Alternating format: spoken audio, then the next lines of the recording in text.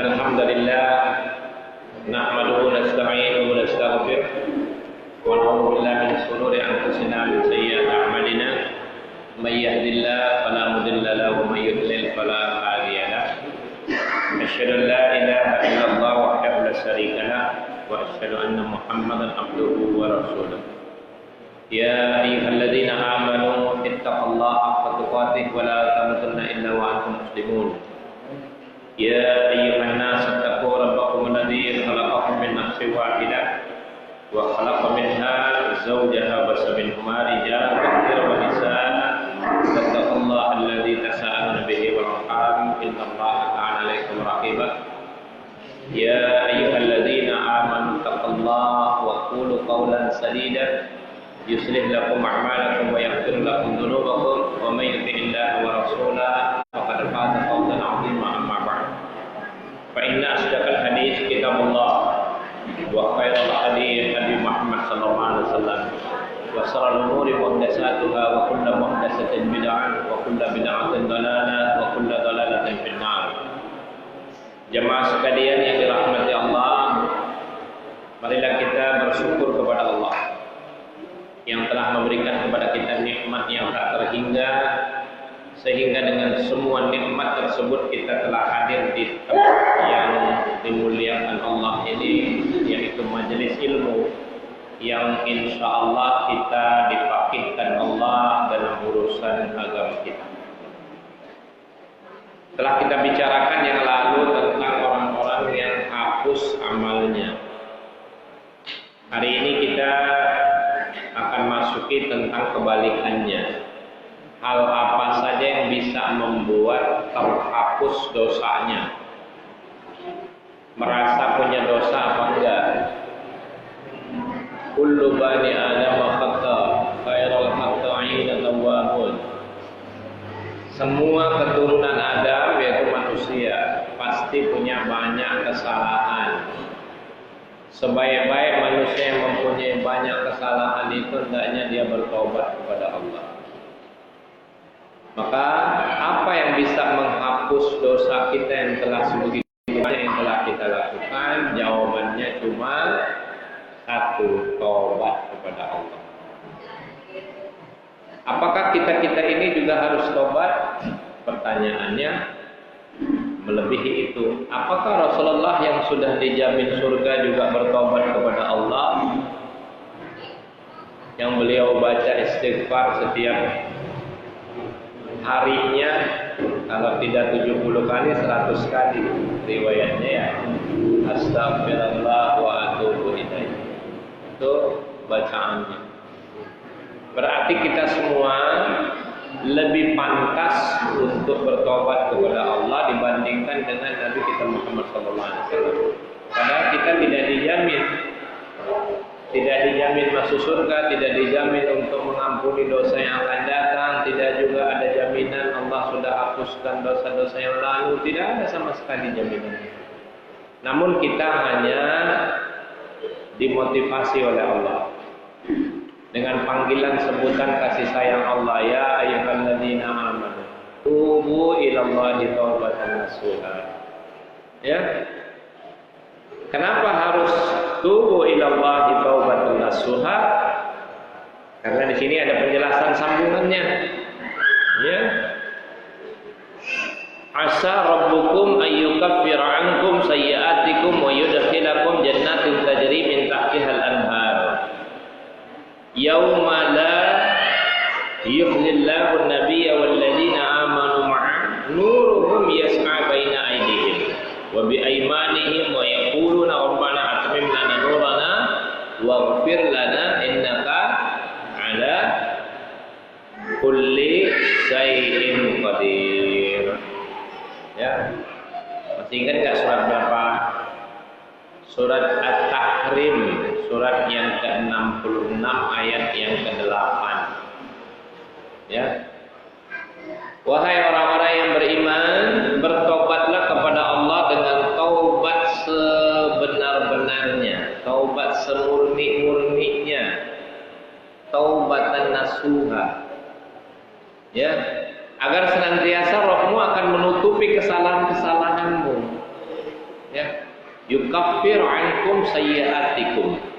Allah menutupi kesalahan, artinya Allah mengampuni dosa-dosa yang sudah kita lakukan. Ya, yang akan datang mohon ampun. Yang sekarang adakan perbaikan. Yang lalu mohon ampun, yang akan datang minta apa? Petunjuk. Karena kan sebentar lagi kita tidak tahu dosa apa lagi yang mau kita perbuat. Apa sudah direncanakan mau berbuat dosa apa?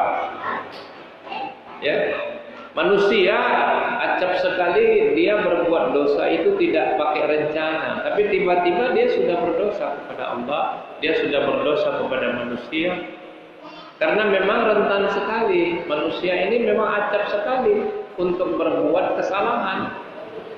Siapapun dia, ya, tidak terkecuali. Karena manusia pada hakikatnya banyak berbuat dosa. Nah, bagaimana rahmat Allah yang besar yang disiapkan untuk orang-orang yang berdosa? Karena itu Allah katakan dalam ayat ini, mudah-mudahan atau niscaya Allah akan menutupi kesalahan-kesalahanmu, mengampuni dosa-dosamu, dan memasukkanmu ke dalam surga yang mengalir sungai-sungai di bawahnya pada ketika hari Allah tidak menghinakan nabinya dan orang-orang mukmin bersamanya, yang cahaya mereka memancar di hadapan sebelah kanan mereka dan di hadapan mereka, ya, di hadapan dan di sebelah kanan, sambil mereka mengatakan, ya Rabb kami, sempurnakanlah cahaya kami dan ampunilah kami, sesungguhnya Engkau Maha Kuasa atas segala sesuatu. Sebagian ulama mengatakan bahwa doa ini bisa kita juga ucapkan, Rabbana asmim lana nurana waghfir lana innaka ala kulli syai'in qadir. Ini doa. Ya, dalam ayat ini Allah ajarkan doa untuk kita semua. Ya. Oleh karenanya kalau kita sekarang sudah merasa banyak berbuat dosa, Allah buka peluang kepada kita untuk bertobat dengan tobat sebenar-benarnya supaya Allah ampuni dosa kita. Kenapa harus tobat dulu? Karena kalau kita tidak bertobat kepada Allah, berarti tidak ada rahmat Allah. Kalau tidak ada rahmat Allah, berarti tidak ada surganya Allah. Ya. Apa rahmat Allah yang paling besar? Ya, ampunan dari Allah Subhanahu wa taala. Apa yang disebutkan Allah dalam Al-Quran itu pasti. Ya. Allah Subhanahu wa taala berfirman dalam ayatnya, walaula fadlullahi alaikum wa rahmatuhu ma zaka minkum min ahadin sabar walakinnallaha yuzakki man yasha. Kalaulah bukan karena rahmat Allah dan karunia-Nya, tidak seorang pun di antara kamu yang bersih. Tidak seorang pun di antara kamu yang bersih, tapi Allah membersihkan kepada siapa yang dikehendakinya. Maka kita jadi orang-orang yang dikehendaki Allah untuk dibersihkan. Dengan apa dibersihkannya? Dengan bertobat kepada Allah dan banyak mohon ampun kepada Allah. Itulah kata kuncinya. Selama kita tidak bertobat kepada Allah dan tidak mau mohon ampun kepada Allah, berarti kita sombong. Sombong kepada Allah. Tadi saya baca dalam surat An-Nur. Surat An-Nur itu surat yang ke-24. Ya. Coba lihat ayat yang ke-21. Ya. Coba surat yang ke-24 ayat yang ke-21. Kita lihat sama-sama. Supaya sama-sama kita mengamati apa sih maksud Allah dalam ayat ini. Ya. Silakan, sudah ketemu belum? Ya.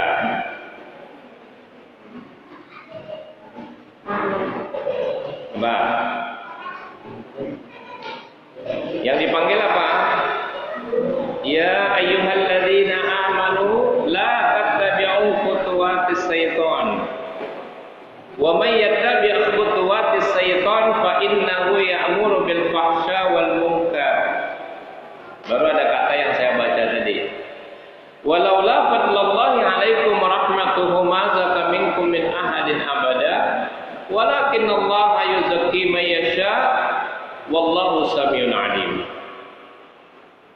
Sudah 2 kali kita dipanggil. Ya ayyuhalladzina amanu. Tadi apa? Taubatan nasuha. Ya, suruh tobat sebenarnya. Sekarang Allah panggil lagi. Kenapa kita harus bertobat kepada Allah? Hadisnya sudah saya baca. Kalau dalam Bulughul Maram, kalau mau dilihat nomor hadisnya 1505. Yang tadi saya baca. Ya.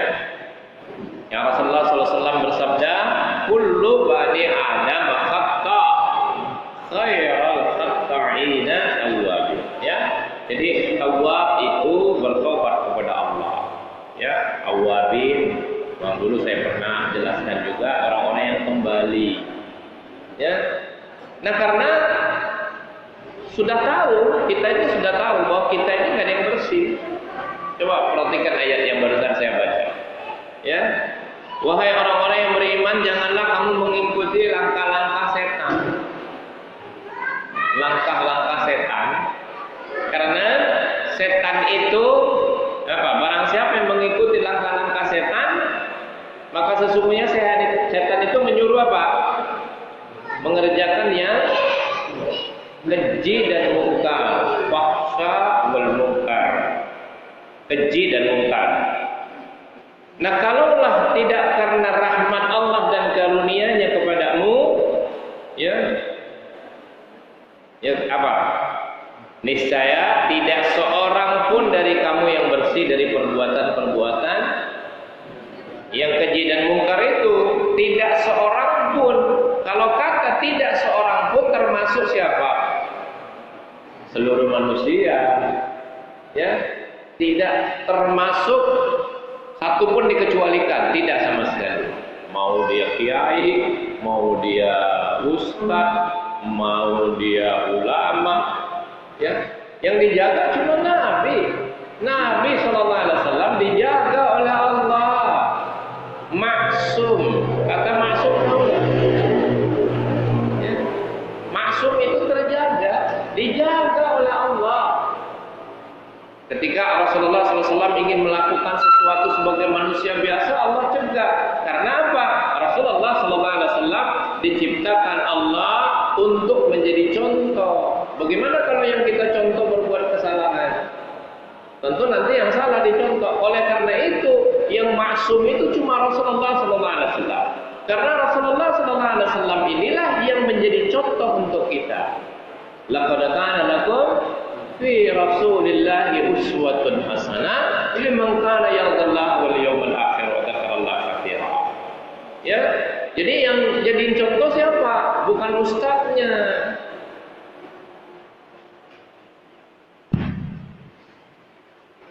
Minum pakai tangan kiri.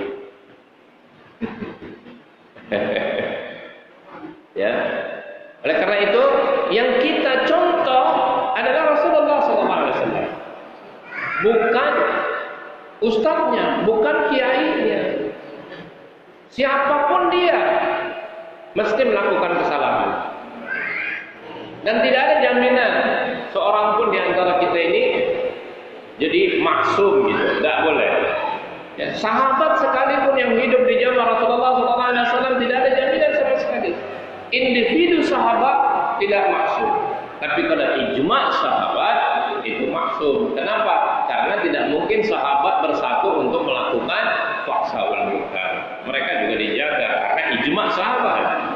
Beda dengan setelah zaman sahabat, tabi'in, tabi'in sampai kepada hari ini. Kita ini. Mungkin dari bangun tidur tadi sampai hari ini, sampai sekarang ini sudah banyak kesalahan yang kita sudah lakukan. Cuma karena kita tidak mencatatnya dan kita tidak pernah mengingatnya, kita lupa. Perasaannya kita sudah benar aja. Padahal boleh jadi juga kita berbuat kesalahan dari bangun tidur tadi sampai sekarang ini. Belum lagi nanti sampai sore. Terus seperti itu, terus seperti itu. Ya. Oleh karena itu, jaminan yang diberikan untuk kita apa?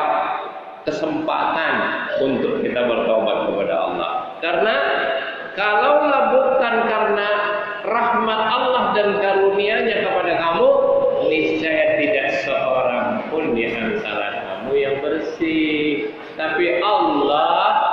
menginformasikan kepada siapa yang dikehendakinya.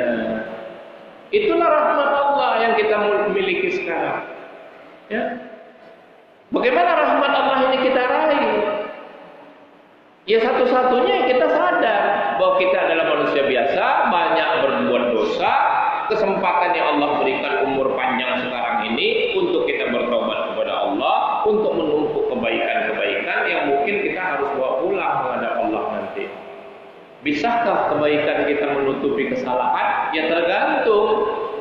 Apakah kesalahan yang sudah kita perbuat ini bisa kita tutupi tanpa tobat? Nggak ada. Oleh karena itu pertama kita harus bertobat kepada Allah. Kalau kita sudah bertobat kepada Allah, seakan-akan kita sudah tidak punya dosa lagi. Terus menerus tobat itu terus menerus. Ya. Nah, ketika orang-orang yang sudah terlanjur berbuat dosa yang banyak, kadangkala setan datang membisikkannya, oh kamu sudah terlalu banyak dosanya. Ya, sepertinya kamu ini sudah susah, nggak diampunin, gitu ya. Akhirnya dia putus asa.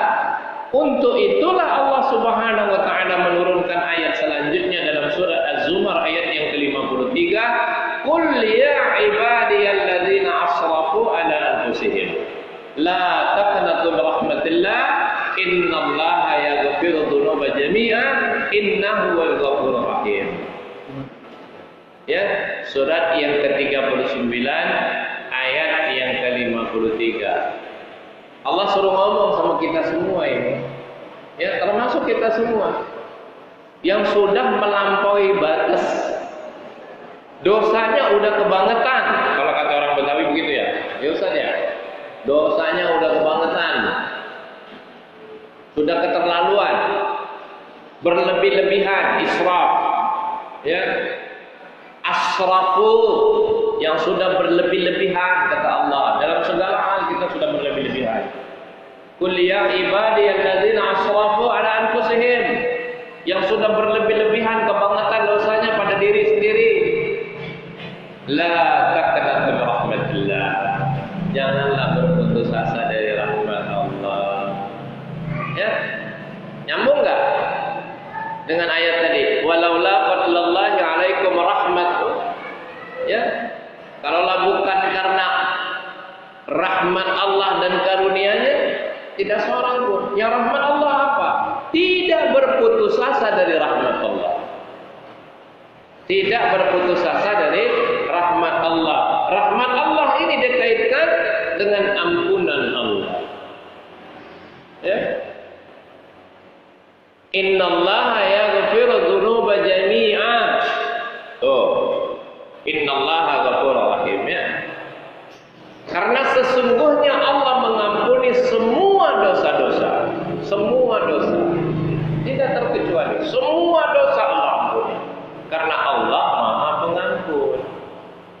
Ya, sampai-sampai digambarkan apabila seorang bertobat kepada Allah, Allah lebih senang untuk menerima tobat hambanya lebih daripada seseorang yang sudah kehilangan barangnya atau hewan tunggangan beserta isinya di hutan, tiba-tiba ada di hadapannya. Gimana kira-kira senang? Umpama antum punya mobil sekarang, mobilnya isinya semua padat, tiba-tiba hilang. Ya, tahu-tahu ada di hadapan anda sekalian. Mobil yang anda kehilangan tadi tahu-tahu ada di hadapannya. Bagaimana senangnya? Itu gambaran yang diberikan Allah Subhanahu wa taala. Apabila seseorang mendekatinya, mendekati Allah sejengkal, maka Allah akan mendekatinya dengan sehasta. Sejengkal segini, sehasta segini ya. Apabila mereka mendekatinya dengan sehasta, maka Allah akan mendekati sedepan. Apabila seorang mendekati Allah dengan berjalan, maka Allah akan mendekatinya dengan berlari. Ini semua perumpamaan. Sebuah perumpamaan yang Allah berikan kepada kita. Sebegitu senangnya Allah ketika kita bertobat kepada Allah. Karena ukurannya nggak ada manusia yang tidak berdosa. Semua kita berdosa. Supaya dosa kita diampuni oleh Allah, bertobat dengan tobat yang benar. Dengan syarat-syarat tobat. Menyesali perbuatan, ya. Kemudian berjanji tidak mengulang, dan hijrah apabila memang lingkungan sudah tidak bisa diharapkan. Bergaulnya harus dipilih. Yang tadinya bergaul dengan orang rusak, sekarang bergaul dengan orang soleh. Pergaulan itu bahaya. Lingkungan itu bisa mempengaruhi jiwa kita. Coba kalau setiap hari bergaul dengan orang-orang rusak, mesti ketularan rusaknya. Ya, berkumpul dengan apa? Yang diibaratkan oleh Rasulullah SAW. Apabila kita berkumpul dengan orang-orang yang jual minyak wangi, ya, kalaupun kita nggak beli minyak wanginya, udah nyoba-nyoba wanginya, udah kedapatan nggak? Hah? Coba kalau kita berteman dengan pandai besi, yang tiap hari itu membakar, ya pandai besi susah dicari, tukang sate aja lah. Ya, coba antum sekalian berkumpul dengan orang yang jualan sate, pulang bawa sate kak? Jangan kata berkumpul, beli sate aja pulang bawa sate. Bener nggak? Ya bener lah, orang hadisnya nggak mungkin salah kok. Ya. Pertama, Rasulullah SAW bersabda dalam Bukhari Muslim halaman 153 yang tadi saya baca pertama. Kedua, Bukhari Muslim dalam halaman 130. Coba antum baca sekalian. Yang keras bacanya, biar kedengaran. Ya. Buatlah Allah senang dengan bertobat kepada kita. Ya. Karena Allah senang, suka, cinta kepada orang-orang yang berdosa dan bertobat kepada Allah. Ya. Lalu ada yang bertanya mungkin, bagaimana kalau manusia semua nggak ada yang bertobat, nggak rugi juga Allah? Ya. Tapi karena ini hadisnya kita baca, tidak bisa kita mentakwil lebih jauh. Yang penting Allah cinta, Allah suka, sebagaimana yang digambarkan Allah tadi. Coba baca halaman 153 dulu. Judulnya aja apa? Optimis. Keharusan optimis. Optimis itu apa? Ayo, optimis itu apa? Hah? Apa optimis? Iya. Ya. Optimis itu sesuatu motivasi. Ya, berbaik sangka kepada Allah dengan semangat, tidak berputus asa. Lawan kata dalam putus asa itu optimis. Semangat gitu. Nanti Allah ampuni, nanti Allah ampuni. Coba kalau enggak, kayaknya saya udah kepalang bahasa ini.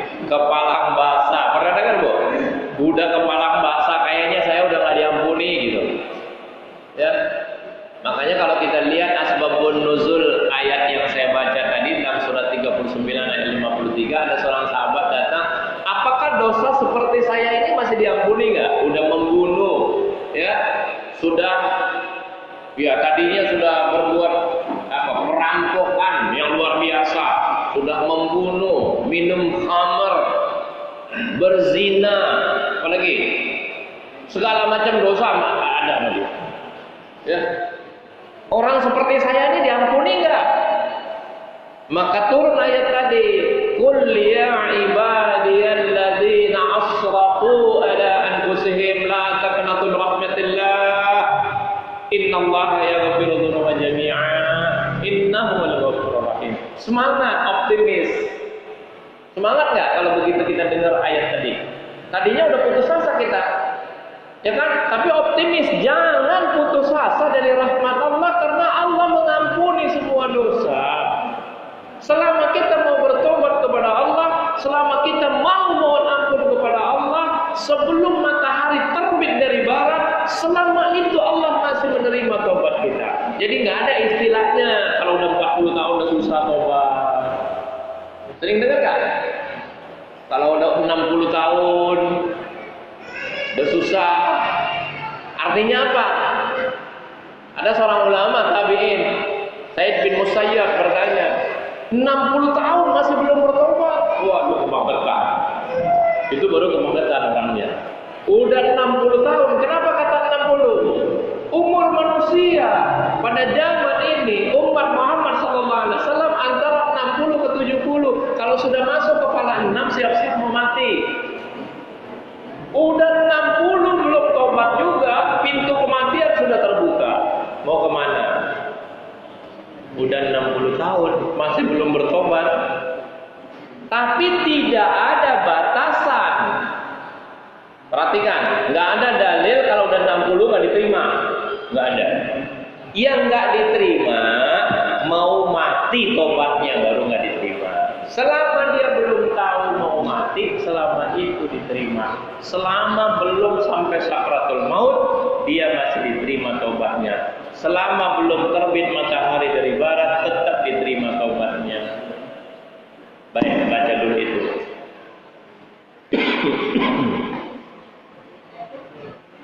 Ayo Ustaz, baca. Siapa?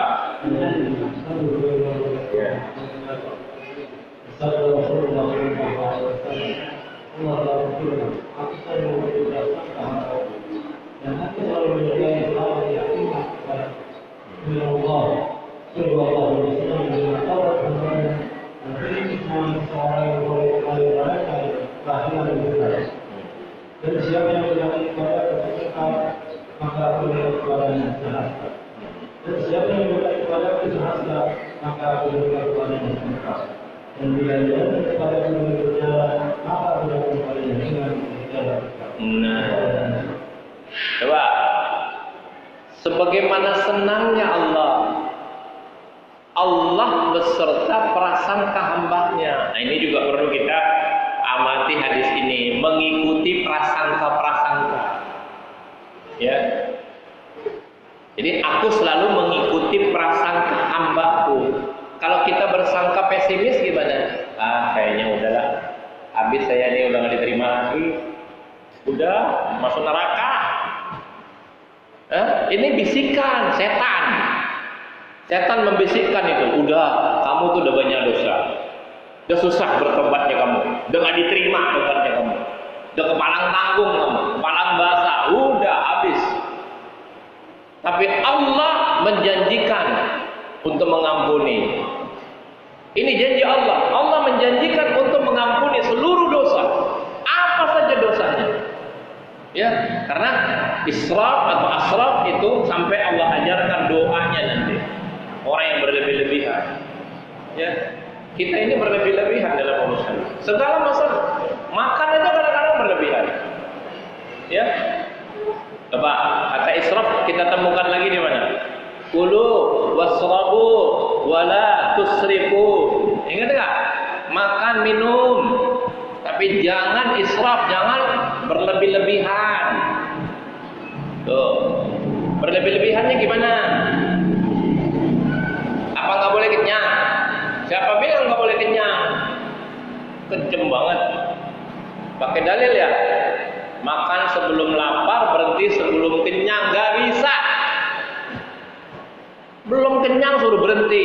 Yang ada, jangan sampai kita terlalu kelaparan baru kita makan. Mudarat itu.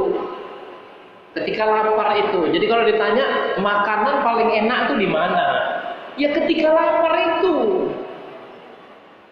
Benar nggak? Cuma Anda biasa makan daging. Tapi ketika bulan Ramadan tempe terasa daging. Karena apa?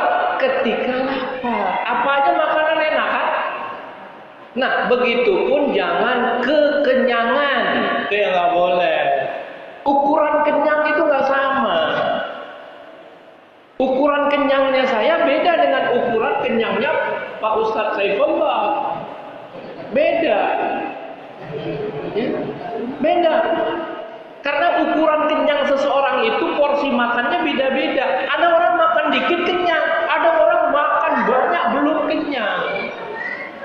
Jadi bukan makan yang dibatasi, tapi porsi yang sesuai ukurannya yang dibatasi. Kalau sampai nambah lagi, berarti sudah israf, sudah kekenyangan, bangun aja susah. Coba buka puasa jor-joran nggak? Semua ada.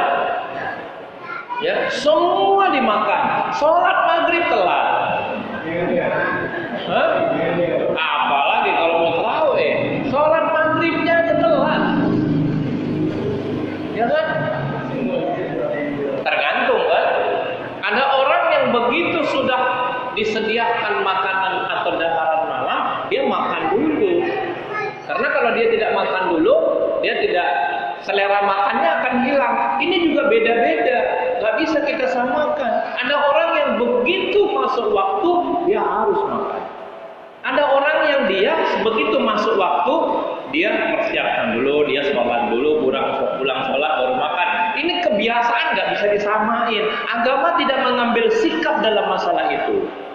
Jadi tergantung orangnya, mau makan dulu silakan, mau sholat dulu silakan. Ya kebiasaan orang beda-beda, nggak bisa kita paksakan orang harus sama. Islam nggak? Itu maksudnya berlebih-lebihan. Segala hal bisa berlebihan. Nah ketika kita sudah berlebih-lebihan kepada Allah, satu pintu tobat yang masih terbuka untuk kita. Dan bergaul. Tadi sudah saya katakan bergaul. Halaman 130. Coba, sekarang tentuin. Kalau sekarang tidak bisa ditentukan pergaulan kita, siap-siap masuk neraka gara-gara teman. Catat itu baik-baik. Ya, masuk neraka gara-gara teman. Nah, gimana? Mau ayatnya? Nanti saya bacain. Silakan. Makanya Rasulullah katakan apa? Itu ibarat. Ayo bantu dibaca halaman 130.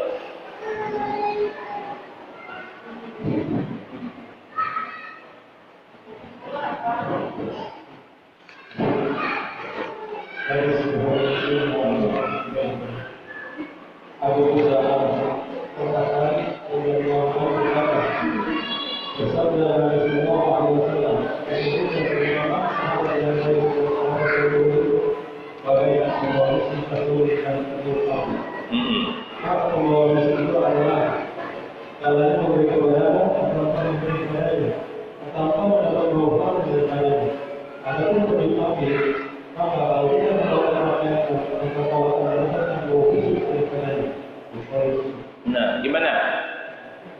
Mau ditentuin sekarang nggak bergaulnya? Mau masuk surga gara-gara teman, apa mau masuk surga gara-gara teman, atau mau masuk neraka? Apa bisa Ustaz? Gitu ya nanyanya. Apa bisa gara-gara teman masuk neraka? Orang kata Allah bisa kok. Masa kata kita enggak? Ya. Sekarang tentuin. Mau bergaul dengan siapa? Kita ini bertobat karena hijrah. Salah satu syarat tobat itu sendiri adalah hijrah. Ya. Dari mana dalil yang diambil hijrah? Ketika seseorang yang sudah membunuh 99 orang, maka dia datang kepada seorang alim yang dikatakan pada Bani Israel. Ya. Adakah jalan untuk saya tobat? Enggak ada, udah kepalang tanggung, dibunuh sekalian. Hati-hati kejawab tuh, bisa dibunuh nanti. Ya, jadi genap 100. Tadinya baru 99 orang dibunuh. Gara-gara ustadznya jawab nggak bisa, dibunuh sekalian. Ya udah kepalang tanggung mau ngapain? Ya kan? Makanya nanya tuh orang yang bener, salah nanya juga runyam nanti. Wah, kamu sih udah nggak bisa, nggak ada jalan tobat untuk kamu. Kamu udah bunuh 99 orang, enak aja kamu mau tobat, betul gitu ya? Bunuh sekalian, 100. Kemudian dia pergi ke orang yang benar alimnya. Makanya ada orang yang alim, ada yang dialimkan. Ayo, bedanya apa? Ada orang yang ulama, tapi ada orang yang diulamakan. Ya, sekarang ini kan tukang doa jadi ulama. Betul Ustaz ya?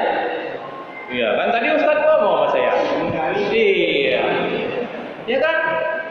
Hebat kayaknya kita ini tukang doa. Saya doain, wah berhasil. Hebat sekali. Umar bin Khattab radhiyallahu anhu berkata apa? Saya ini gak ada apa-apanya dalam doa. Ukuran Umar bin Khattab radhiyallahu, kalau setan papasan sama beliau itu setannya ngambil jalan lain. Tauhidnya sebegitu dahsyat itu. Beliau aja ketika punya doa beliau katakan gak ada apa-apanya. Cuma aku sering berdoa. Karena kalau sering berdoa, sering mengetuk pintu. Pintu apa? Pintu langit itu yang kita ketuk. Lama-kelamaan dibuka gak? Bukan.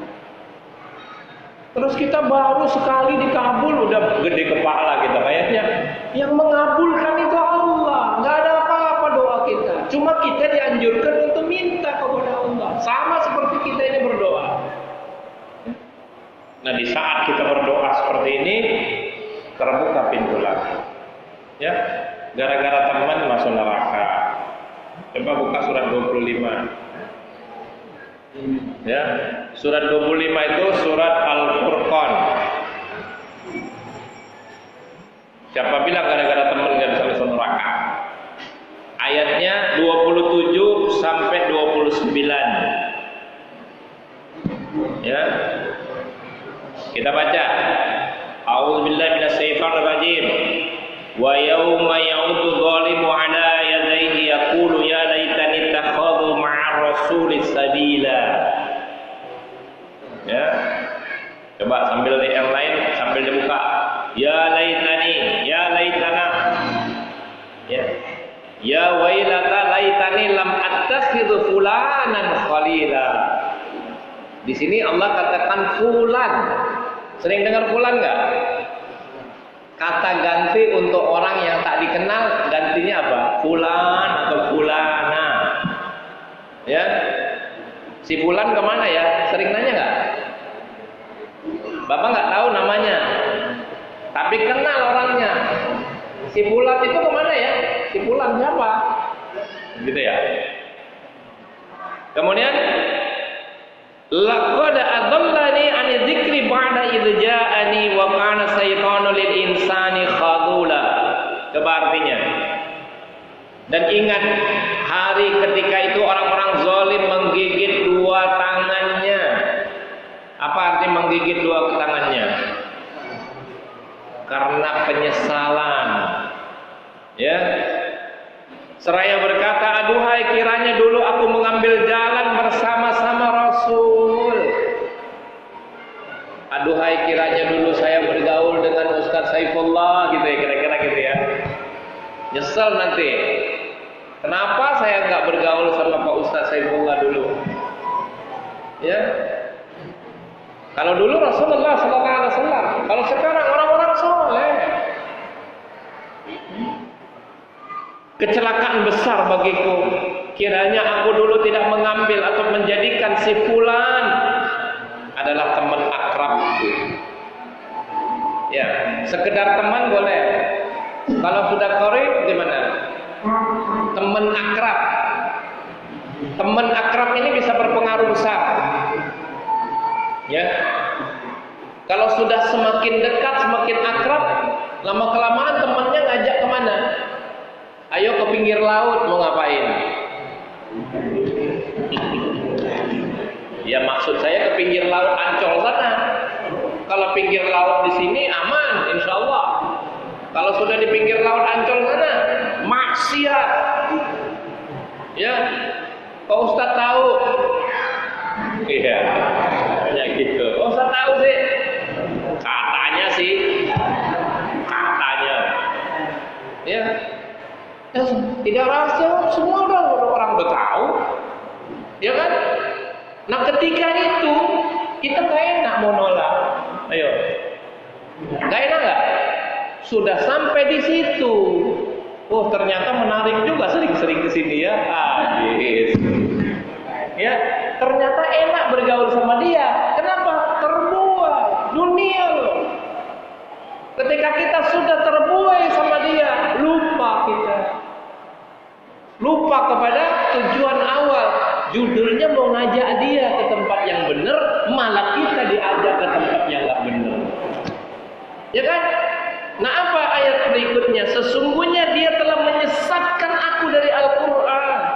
ketika Al-Quran itu telah datang kepadaku dan adalah setan itu tidak mau menolong manusia, makanya nyesel. Nyeselnya kapan? Udah di sana telat. Makanya sebelum ke sana nyesel sekarang. Kalau masih punya teman-teman yang ngajak nggak bener, udah wakul salam. Wah, itu bahasanya. Ucapkan selamat tinggal. Ya, wakul salam. Ucapkan selamat tinggal. Udah, selamat tinggal. Ganti pergaulan yang lain. Supaya teman yang bisa mengajak kepada surga. Ya, ketika sudah berhadapan kita di hadapan nanti di akhirat itu ada yang sudah nyesel duluan. Ada yang sudah nyesel duluan. Dan hal ini diabadikan Allah dalam Al-Quran.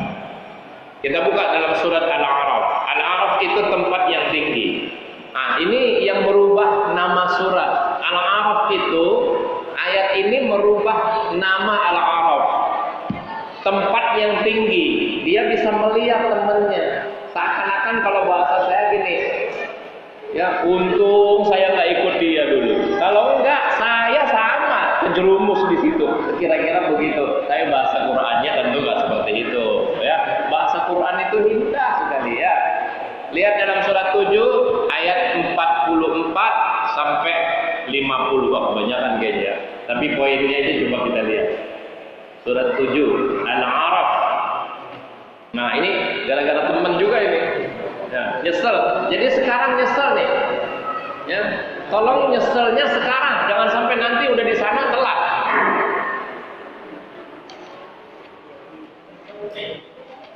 Silakan Ustaz, sambung. Dari ayat 44-nya. Ya.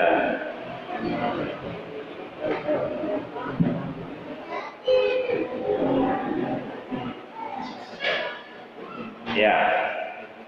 Atau langsung aja supaya singkat ayat 48, kepanjangan.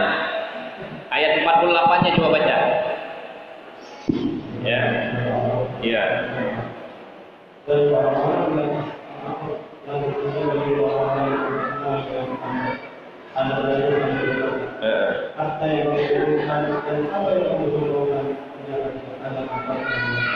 Ya, terus 49. Itulah orang-orang yang bersumpah Allah berfirman, masuklah kamu ke dalam surga. Tidak ada rasa dalam surga tidak pula ada sesuatu. Kan? 50 satu lagi. 50 para penghuni akan menyuruh para penghuni surga. Janganlah sedikit air kepada kami. Untuk lebih apa saja yang harus kami Allah Taala. Mereka menjawab, sungguh Allah telah mengharapkan tujuan yang berbeda kami. Ya, jadi dalam ayat ini digambarkan ketika melihat penduduk surga bisa melihat penduduk neraka, merasa menyesal. Ya, untung saya dulu.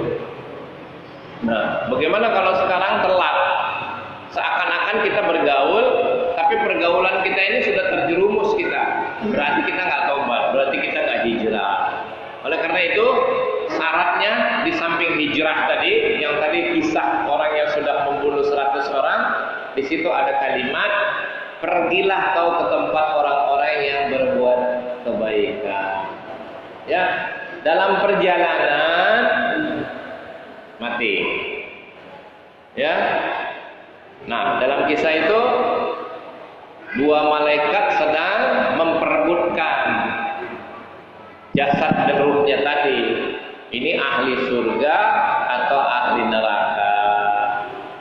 Maka diutuslah yang ketiga untuk mengukur jarak dari dia berangkat tempat kehijrah itu atau lebih dekat tempat dia menuju ke tempat tobat itu. Ternyata hanya berselang 1 jengkal. Wah, ngukurnya gimana tuh?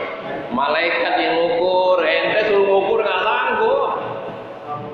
Ya, ternyata hanya terpaut 1 jengkal. Akhirnya dia dimasukkan ke surga. Karena apa? Menuju sekarang ini apa perlu kita sejauh itu? Enggak. Ketika kita ini hijrah dari yang tidak baik menuju kepada baik, mana yang lebih dekat? Kira-kira seperti itu. Kalau kita masih sudah pergi ke sana, umur sampai, ya sudah, berarti Allah sudah sampaikan hijrah kita yang baik itu. Ya, ayat ini sebenarnya ijtihad.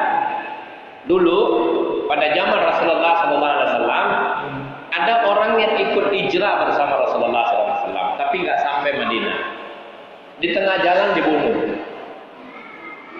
Hijrahnya, fisiknya udah nggak sampai, niatnya sudah sampai, pahalanya disempurnakan. Seperti itu gambarannya. Ya, ini kan berangkat dari Mekah menuju Madinah, tapi di tengah jalan dibunuh oleh kafir-kafir Quraisy. Tidak sampai, dirampok, dibunuh. Maka Allah turunkan ayat ini. Orang yang menuju kepada kebaikan, walaupun dia belum sampai kepada kebaikan, maka sudah dicatat pahala seakan-akan dia sudah melakukan kebaikan. Surat 4 ayat 100. Ya. Jadi oleh karena itu kita ini niatkan aja dulu. Niatkan aja kita mau hijrah. Ganti pergaulan. Si fulan-fulan itu yang ngajak-ngajak gak bener, ya sudah. Anda yang harus mengajak kepada kebaikan, bukan Anda yang diajak. Niat pertamanya mungkin mau ngajak, tapi lebih kuat yang mantap. Akhirnya kepancing. Judulnya apa? Mancing ikan. Ikannya terlalu gede. Akhirnya kecemplung juga ya. Ditarik ikan. Bisa nggak kira-kira? Bisa. Coba baca surat 4 ayat 100.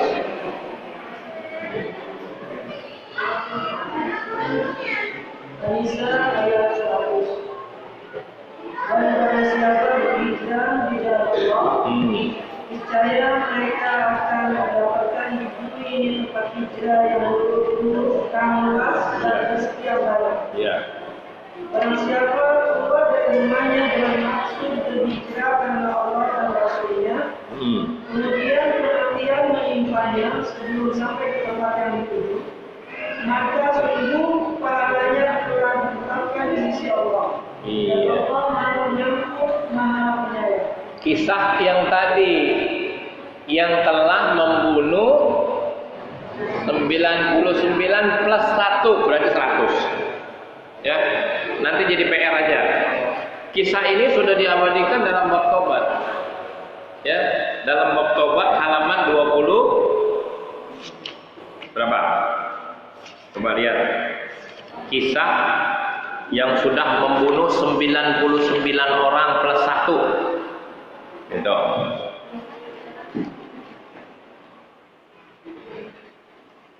Halaman 26 kan? Iya. 27-nya coba. Siapa mau baca? Gak apa-apa. Tadi sudah kita ucapkan, tapi apa salahnya kita baca ya? Ayo Ustaz, pakai mic. Yang lain dengerin. Ibu-ibu juga pengen denger. Iya. Iya. Bersabda Nabi Muhammad SAW, pernah terjadi umat Daud orang yang telah membunuh 99. Dia juga bertobat, maka ia mencari sama Ali. Lalu menunjukkan kepada Yosua mereka, maka ia bertanya, sebelumnya saya membunuh 99 jiwa. Apakah ada jalan dari bertobat? Jawabnya tidak ada. Ketika itu mereka pun dibunuh. Sehingga berapa 100 orang yang telah dibunuh. Kemudian dia bertanya orang yang lainnya, dan kita telah menunjukkan dia mengatakan bahwa ia telah membunuh 100 orang. Apakah ada jalan dari bertobat? Dan jalan tidak ada. Dan siapa yang berkenan dengan bertobat? Begitu itu, dan di sana banyak orang-orang taat kepada Allah. Maka berdoa sebagaimana perbuatan mereka, dan jangan berdoa di bumi ini, karena lebih mahal dan tempat terjaga. Maka begini orang itu, tapi dengan perjalanan dan akhir mati. Maka berkatalah mereka siksa. Pertama mereka tanya, dia berjalan untuk bertobat kepada Allah dengan kemudahan ini. Pertama mereka sisa, dia belum pernah berbuat kebaikan sama sekali. Maka datanglah seorang malaikat kepada manusia yang menjadi juru tenang atau hakim di antara mereka. Dia berkata, ukur saja jarak antara dusun yang ditinggalkan dan yang dituju. Maka kemana dia lebih dekat? Masukkanlah dia kepada golongan orang sana. Maka ukurlah kedua jarak itu dan ternyata lebih dekat kondisi orang-orang baik yang dituju. Dia kira terbawa singkat. Maka berkatalah ruhnya orang mereka rahmat. Cuma sejengkal, Pak. Dari tempat dia hijrah tadi disuruh pergi ke sana, jangan kembali karena di sana itu orang-orang yang berbuat baik. Jangan kembali lagi ke tempat kamu karena banyak orang-orang yang rusak di situ. Inilah dalil yang dipakai oleh orang ulama untuk mengatakan kalau lingkungan sudah tidak bisa diharapkan lagi, malah menjerumuskan kita ke tempat yang nggak benar, mau nggak mau kita ganti. Jangan lagi tinggal di situ. Tapi secara fisik mungkin kalau pindah rumah nggak bisa ya. Ya harus jual rumah semua ya, repot banget ya. Tidak itu yang kita bahas. Ya. Walaupun rumah kita tetap di situ tapi ganti pergaulannya. Ya, menuju kepada kebaikan. Dalam saat kita menuju kepada kebaikan dengan meninggalkan keburukan, mati sampai kematian. Mau diapain? Nggak sampai. Belum berbuat kebaikan apa-apa. Tapi Allah sudah catat pahala seperti orang yang sudah berbuat baik dan buktinya hanya terbeda satu jengkal dia pun masuk ke dalam surganya Allah. Ya, nah syaratnya sekarang sedikit lagi, baru tanya jawab. Ya, ada 3 syarat yang mesti. Yang tadi hadisnya sudah kita baca. Ya, menyesal. Ketika kita menyesal ini tandanya tobat. Kalau nggak ada penyesalan berarti tidak ada tanda tobat. Terus kita berazam hati. Berazam hati ini bukan nazar, nggak boleh. Ya, tapi berkeinginan keras untuk tidak mengulangi. Kalau nazar nggak boleh. Ya, kalau sampai ada yang berani nazar, saya tidak akan, saya janji kepada Allah, itu nazar, nggak boleh. Ya, tapi kita ini berusaha berazam.